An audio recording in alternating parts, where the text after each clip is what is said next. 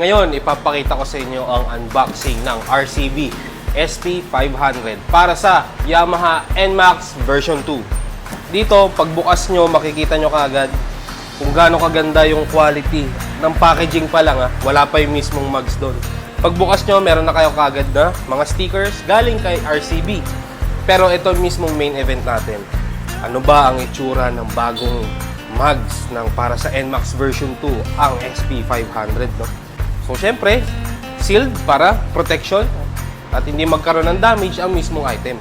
So, pagkalabas natin, papakita natin sa inyo ang magiging itsura ng mugs ninyo pag nag-upgrade kayo ng RCB SP500. So, ito na, main event. Tanggalin natin at tignan natin kung gaano kaganda ang SP500.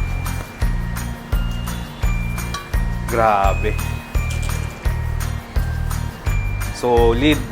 As you can see, ito po ang hawak ko ngayon, ang SP500 na gloss white. Meron tayo mga variations ng kulay niyan, huwag niyo kakalimutan. May gloss white at matte bronze. Ito na nga, no, ang RCB SP500 para sa Yamaha NMAX version 2. Ang hawak ko ngayon, ang kanyang rear mags. Nakita nyo naman kung gaano kapulido, gaano kaganda ang SP500 na to. Napaka-pogi at napaka-angas pag kinabit pa sa motor ninyo. Ngayon, papakita ko rin sa inyo ang mags para sa harap. Grabe, ang ganda sobra. Napaka-pogi. Yung mga mahilig kumalikot dyan at hindi mapakali kung ano mga upgrades. This is for you.